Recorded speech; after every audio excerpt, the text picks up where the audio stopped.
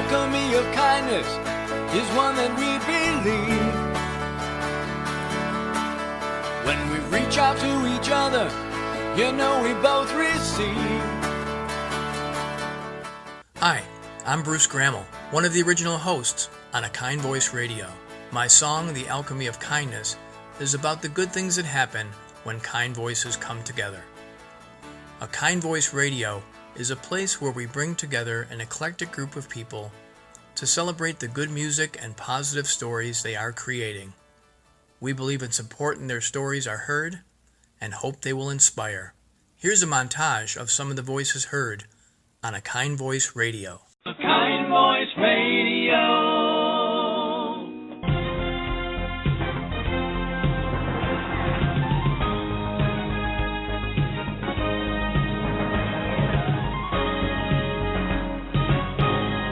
Good morning, world. This is Bomani, the host of Your Kind Voice. This is the program where we interview people on how they use their kind voice to make a positive impact and a difference. Good evening. Welcome again to this week's episode of A Kind Voice Radio. You are listening to The Good News Show. I'm your host, Dean Buchanan. This is A Kind Voice on Good News, where all news is good news all of the time. No negative news here. A biography or a long mystery, a picture book filled with history.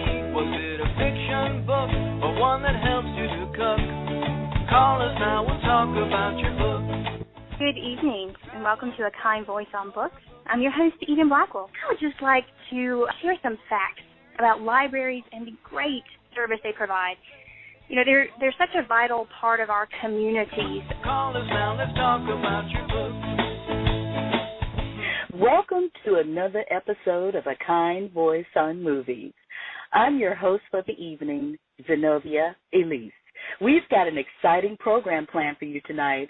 So with that being said, let's go to the movies. Let's talk sports on the radio. Let's talk sports on the radio. Baseball or football, any kind of sports will do. Let's talk sports on the Kind Voice Radio. And good evening, everyone, and welcome to A Kind Voice on Sports. This is your host, Demetrius Means. And, folks, I've got a good show for you this evening. I have a special guest, one of the best talk show hosts in the business. They call him JB. He's the host of the NFL Today on CBS, James Brown. And, James, I appreciate you joining me here on A Kind Voice on Sports. Demetrius, thank you so very much for having me on. I'm thrilled to be with you again. You graduated from Harvard in 1973. You got a degree in government. Why aren't you in Washington helping them out? I'm sure that there are many in my family who may still be asking that question all these many years later. I grew up playing team sports, specifically basketball. It afforded me a number of opportunities and certainly an opportunity to use that as a springboard to get an excellent education. So I'm very thankful, but I think with that as well, too, that there's a responsibility to pursue with excellence all that you do. Good evening. This is Dr. V.M. Mayfield, and I'm delighted to welcome you to A Kind Voice on Employment, Opportunity, and Innovation. Tonight, our topic is the game changers, or how individuals are transforming lives as part of their business. Hi, I'm Kathy King, founder and executive director of Canines with a Cause, and I use my kind voice to create awareness of the importance of companion animals in our world and their ability to heal a broken soul. Canines with a Cause rescues dogs from local animal shelters. The dogs are placed with incarcerated women where they live and train as comfort companions or service animals for veterans battling PTSD. Canines with a Cause strives to make the world we all share a kinder, more connected place. We do this by healing through unconditional love. Separately, it's difficult for a dog in a shelter, an incarcerated woman, or a veteran suffering with post-traumatic stress disorder to share their kind voices. But by creating a channel process to bring them together, they can be a kind voice to and for each other. Hello there. Welcome, friends and soon-to-be friends. I'm your smiling host, the motivation champ, Dominic Damaski. On today's show, we have Sarah Adams Nolan. She's the author of the hit essay, Be Cool to the Pizza Dude, and I'm excited to have her on the show. Sarah, how you doing today? Fine, thank you. Awesome. I gotta ask you, I'm hearing so much about this essay, the Be Cool to the Pizza Dude. Where did this whole Be Cool to the Pizza Dude thing come from? Well, the pizza delivery dude just seems to be the guy, you know, the easygoing, here's your pizza, who doesn't like the pizza, you know, it's just the ubiquitous, everybody loves pizza. So the pizza delivery dude is just the guy who's bringing that to you. If you're ready, I'd like you to read your essay for the audience. Would you mind doing that? Sure. All right, let's hear it. If I have one operating philosophy about life, it is this. Be cool to the pizza delivery dude. It's good luck. 4 principles guide the pizza dude philosophy. Principle 1. Coolness to the pizza delivery dude is a practice in humility and forgiveness. I let him cut me off in traffic. Let him safely hit the exit ramp from the left lane. Let him forget to use his blinker without extending any of my digits out the window or toward my horn, because there should be one moment in my harried life when a car may encroach or cut off or pass, and I let it go. Sometimes when I've become so certain of my ownership of my lane, daring anyone to challenge me, the pizza dude speeds by in his rusted Chevette. His pizza light atop his car glowing like a beacon reminds me to check myself as I flow through the world. After all, the dude is delivering pizzas to young and old, families and singletons, gays and straights, blacks, whites and browns, rich and poor, and vegetarians and meat lovers alike. As he journeys, I give safe passage, practice restraint, show courtesy, and contain my anger. Principle 2. Coolness to the pizza delivery dude is a practice in empathy. Let's face it, we've all taken jobs just to have a job because some money is better than none. I've held an assortment of these jobs and was grateful for the paycheck. That meant I didn't have to share my Cheerios with my cats. In the big pizza wheel of life, sometimes you're the hot bubbly cheese and sometimes you're the burnt crust. It's good to remember the fickle spinning of that wheel. Principle 3. Coolness to the pizza delivery dude is a practice in honor, and it reminds me to honor honest work. Let me tell you something about these dudes. They never took over a company and, as CEO, artificially inflated the value of the stock and cashed out their own shares, bringing the company to the brink of bankruptcy, resulting in 20,000 people losing their jobs while the CEO builds a home the size of a luxury hotel. Rather, the dudes sleep the sleep of the just. Principle 4. Coolness to the pizza delivery dude is a practice in equality. My measurement as a human being, my worth, is the pride I take in performing my job, any job, and the respect with which I treat others. I'm the equal of the world not because of the car I drive, the size of the TV I own, the weight I can bench press, or the calculus equations I can solve. I'm the equal to all I meet because of the kindness in my heart, and it all starts here with the pizza delivery dude. Tip him well, friends and brethren, for that which you bestow freely and willingly will bring you all the happy luck that a grateful universe knows how to return. Lovely. First of all, you have the nicest reading voice, but there's so much meaning in the Be Cool to the Pizza Dude. Welcome, welcome, welcome to another edition of A Kind Voice on Music. I'm your host, Kenny Fulton. I'm so glad you've taken the time out to join us once again for another amazing show with another amazing guest. You know, I tell you guys all the time, I love what I do. I love music. I love every aspect of it. So I took the time today because I wanted to explain a few things to you today about our guest. And so I took the time today I wanted to define music. I wanted to look up the definition of music. Music can be defined as an art of sound in time that expresses ideas and emotions in significant forms through the elements of rhythm, melody, harmony, and color. I say that today because my guest is not a singer by right. He's not a musician by right, other than using the instrument of his vocal cords. He is a spoken word artist. And, you know, so I brought him on today because he has some amazing tracks. He has some amazing messages in his music, you know, and yes, it is music. I call it music because according to the way music is defined, you know, it's just using sounds, you know, using color, using rhythms, you know, anything that we use that will bring about a certain feeling I consider to be music. So, you know, some of the tracks that we're going to play today have music backing him in his spoken word and some don't. But whether they have, you know, musical instruments backing them up or harmony or melody, I still consider it music because he's bringing about a great message and he's bringing about a certain feeling in us. And that, to me, is what defines music. So I have this awesome gentleman on. His name is Jensen Mentor Cox. I want you guys to hear something from him. The song is called Transform. I'm a poet. Poetry's transforming me, right? I'm a poet. Poetry's transforming me, right? I'm not even who I am yet. And in the grand scheme of things, I can finally catch my dreams from a destiny of a plan set. It was written like hieroglyphics in the clouds.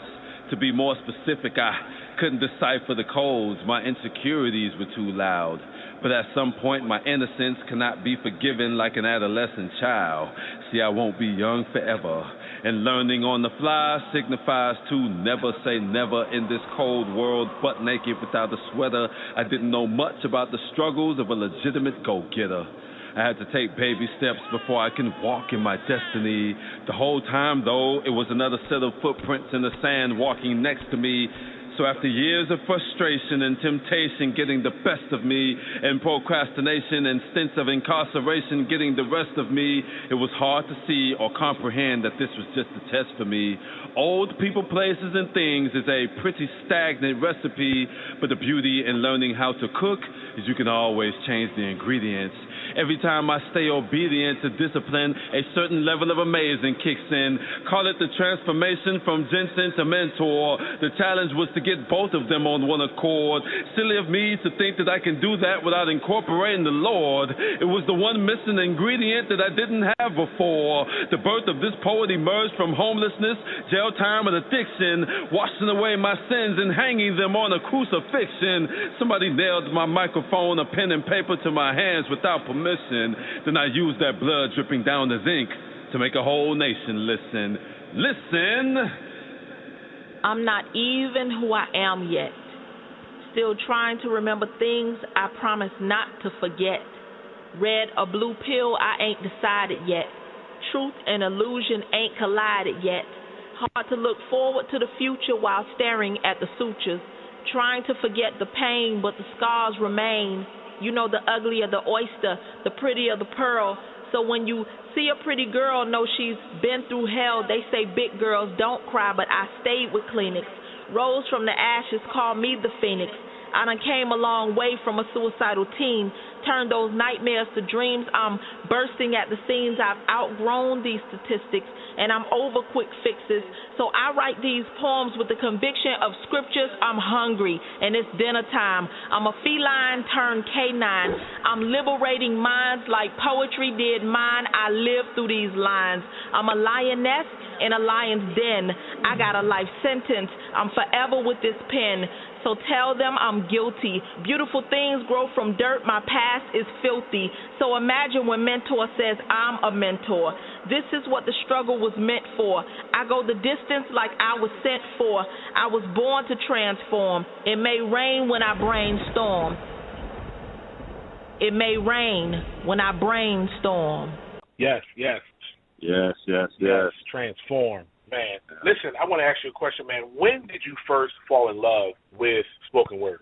I fell in love with spoken word poetry when I walked into the Literary Cafe and Poetry Lounge back in 2008. I met a guy by the name of Will, the Real One, and he inspired me, man, just by everything that he was doing there. And I started off rapping. You know, I thought I was a rapper. And what I learned about poetry is that it has a lot more substance and creativity, and it's more in-depth, because a lot of the rap music today is lacking that substance. So I gravitated toward poetry then, back in 2008, and the rest was history.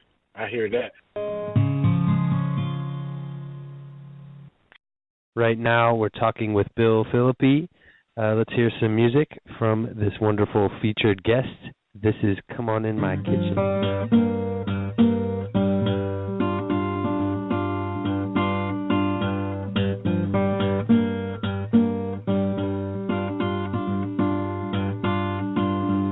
You better come on in my kitchen.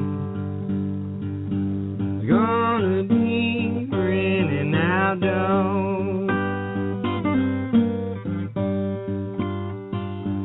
Woman I love, stolen my best friend. Some joker got lucky, stole her bag again. You better come on in my kitchen. It's gonna be raining outdoors.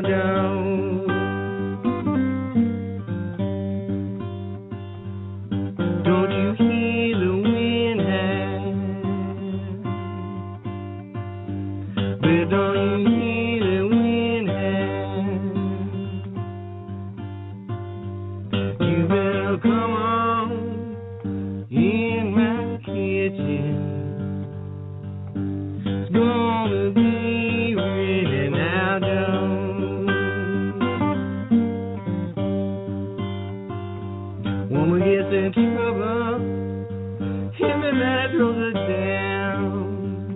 Looking for a good friend. No one can be found. You better come on in my kitchen. It's gonna be raining out down. Well, the time coming, it's gonna be slow. You can't make that winter, babe. Oh, it's right on so. You better come on in my kitchen. It's gonna be raining out down. Don't you hear the wind howl? Babe, don't you hear the wind howl? You better come on in my kitchen. It's gonna be raining out down.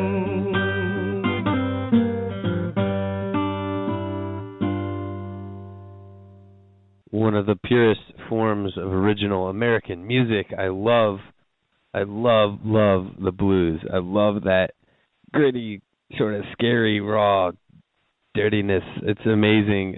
Tell us a little bit about that song there. Yeah, definitely. Well, that's a Robert Johnson tune that I arranged slightly differently than the original Robert version.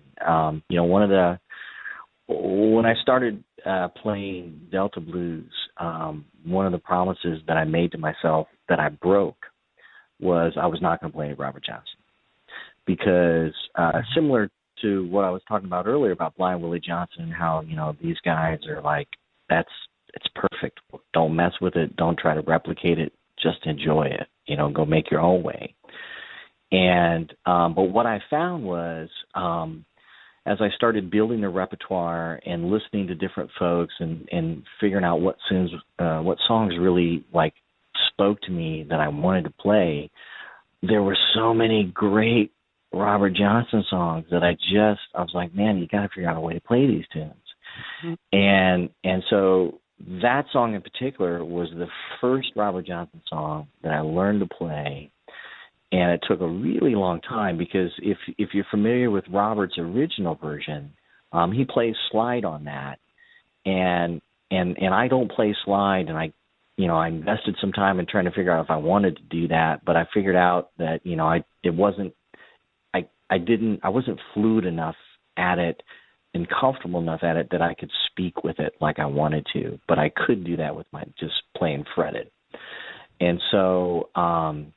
I took this approach that this Chicago blues guy taught me, a guy named Steve Freund. I could tell you stories about Steve Freund all day long. It'd be two whole shows on Steve Freund, how badass Steve is.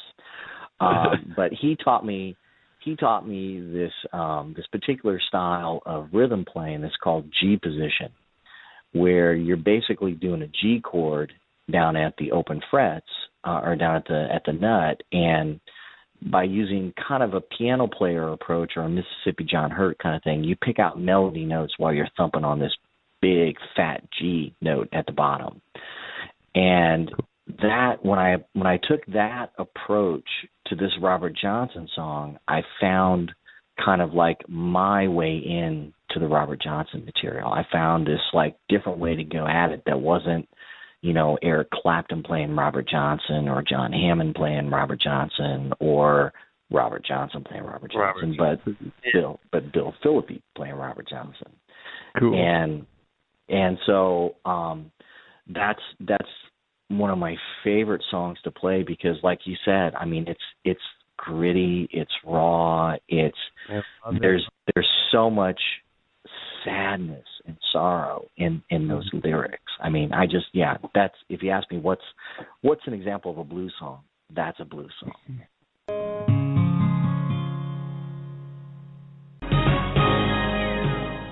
It's a Kind Voice on Music. We are here. We're in the building. I am your host, Kenny Fulton.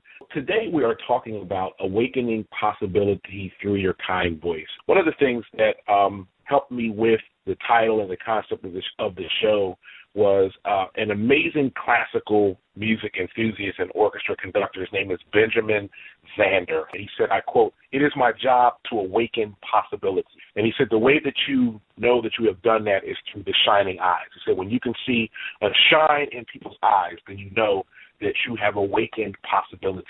I think the way that we can awaken possibility in others to bring out the music is by combining our kind voices. And we do that through collaboration. And we think of collaboration as, especially in music, we think of, two or more people on the same song at the same time. You think about, a singer and a rapper come together. Well, that's a collaboration. You think about a duet, two singers, whether male and female, that's a collaboration. So we think about it that way. However, when we think about it, I think collaboration is actually larger than that. I think every song, in essence, is a collaboration, because what you're doing is you have someone that creates the music, you have someone that writes the song, and if you have someone separate that even sings the song, that in itself is a collaboration. I think we haven't looked at collaboration on that broader scale. Think of it like a recipe. Think about your baking a cake. You have to have your flour, your sugar, your milk, your eggs, your vanilla extract, lemon extract, and you mix all these things together, and in the end, what you get is this awesome cake. Whereas music is more liquid. It's more fluid, if you will. So let's think of music as a smoothie. Let's not think of music as a cake. Let's think of it as a smoothie. You take these different fruits. I hear you laughing.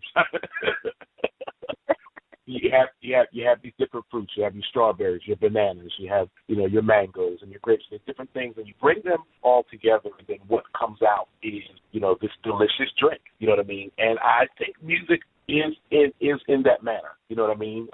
Just think about what Bill Phillips said. So he took this Robert Johnson tune, and then he wanted to play it, but he talked about how Robert Johnson played it on a different instrument. He played the slide guitar and not the fretted guitar. And this gentleman who plays the fretted guitar wanted to play it, but wasn't sure he would be able to get the same sound out of it. So then he took a technique that someone taught him. You know what I mean? And then took another technique that he had heard or learned and brought this all together. And I love what he said. He said, and when I came out with my finished product, he said it wasn't Clapton playing Robert Johnson. He said it wasn't this other person playing Robert Johnson. It wasn't even Robert Johnson playing Robert Johnson, but it was Bill Phillips playing Robert Johnson. So, he took all of these things together, but what he created was a unique and singular piece, but it came from all these different pieces.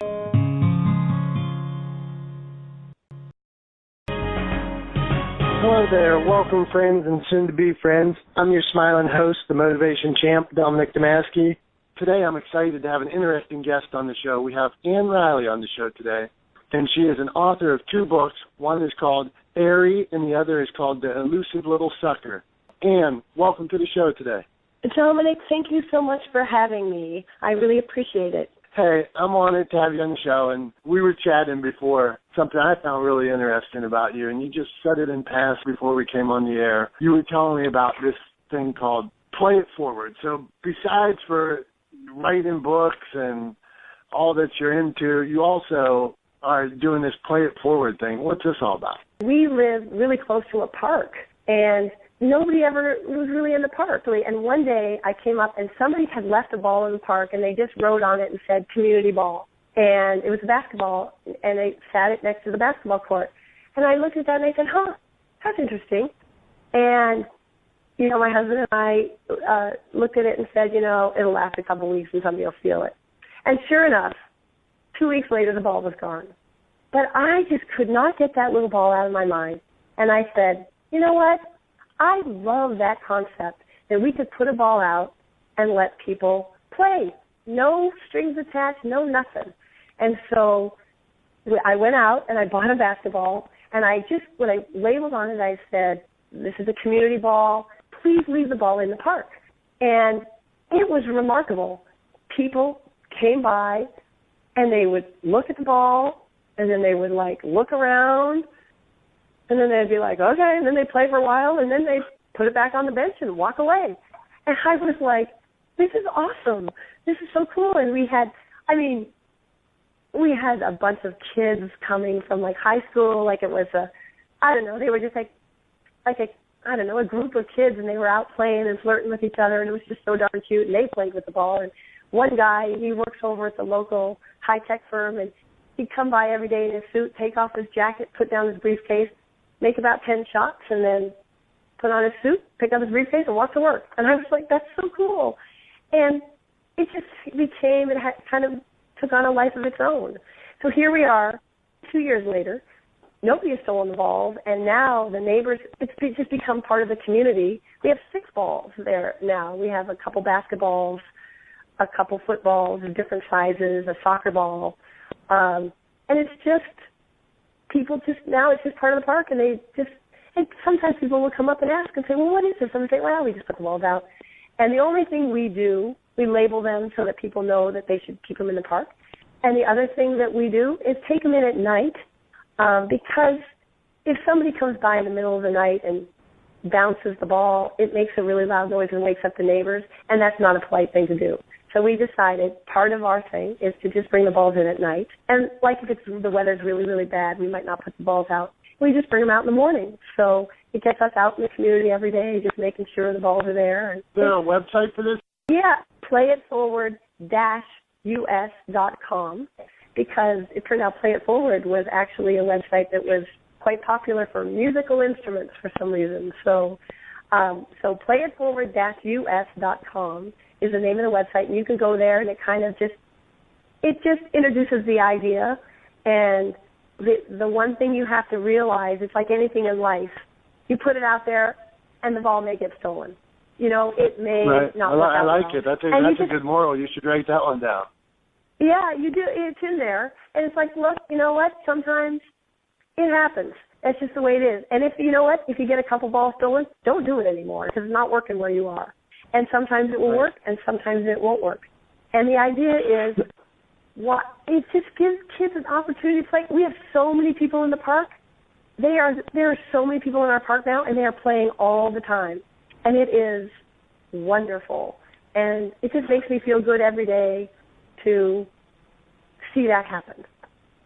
Well, I think it's a great idea, and the reason I was asking about the website, do you think this is something that could get started in other parks, or has it already got started in other parks? I had an email from a person who said, I saw your website on television.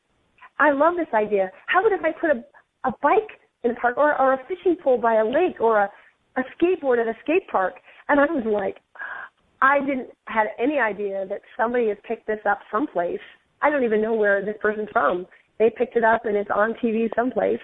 And I just wrote it back and said, these are wonderful ideas. People are so creative, and it's so affirming about people. And I guess my philosophy is that people are wonderful, and if you give them a chance to be wonderful, they are. There are a few who aren't, and that happens too. But for the most part, my experience is that people are wonderful, and just do things to help make everything great for them, or to help them play and enjoy life and be part of a community. And I love it when I see a 13-year-old kid go out and play with that ball and play, and then put it down and walk away. We think of kids being like, they just steal stuff and do stuff. Nope. And if you give them the opportunity to be fabulous, they just might surprise you and be really fabulous. Hey, I think you're fabulous. You're inspiring us in all different kinds of ways, from doing nonfiction to fiction to putting balls in the park. And we appreciate you being a guest on the show. You have been fabulous. Thank you. Oh, thank you so much. This has been so enjoyable, and I must say that just what a treat that this idea of the Kind Voice Radio is just also an affirming thing about looking for the goodness in people, and it's wonderful, and I'm just pleased to be a part of it, and I'm so glad that these things like this exist out there for people to just get ideas and do things that are just good for being a human being in the world. I like it. We're talking with Kwong Lee about his film Buddy Solitaire. When I viewed your Kickstarter video, it just kind of resonated with me. People can relate to the story of redemption. Well, definitely, people kind of see some things that they're going through themselves and find comfort that they're not the only ones going through that. That's the thing. We've all gone through a lot of pain. If you're a human being in this world, you go through pain. It's inevitable. And I think that one of the ways that you can survive and you can deal with it is through laughter. I mean, that's certainly something I did myself. Through laughter, taking this comedy class, I grew and I felt better and I healed. And yeah, it's a very human thing. And that was such a really powerful experience that I wanted to write a movie about it. With Buddy, he happens to do this job where he's teaching comedy, and he needs a spark in his career. And his initial idea is he's going to kind of exploit these students, take their stories about being all crazy, and use that as a spark for his own jokes. But the arc he goes through is that these people are genuine, they're very human, and they're very real. He realizes that just by chance, pretty much, he could be in there as well. He sees himself in these patients, and he realizes that there's a lot of similarities between him and them. And then through that, he gains an understanding of them, he befriends them, and his awareness grows. And ironically enough, his understanding of himself grows. And that way, that's the way that he improved his own jokes. Not through exploiting, but through really connecting with them and seeing them as people. Kind Voice Radio.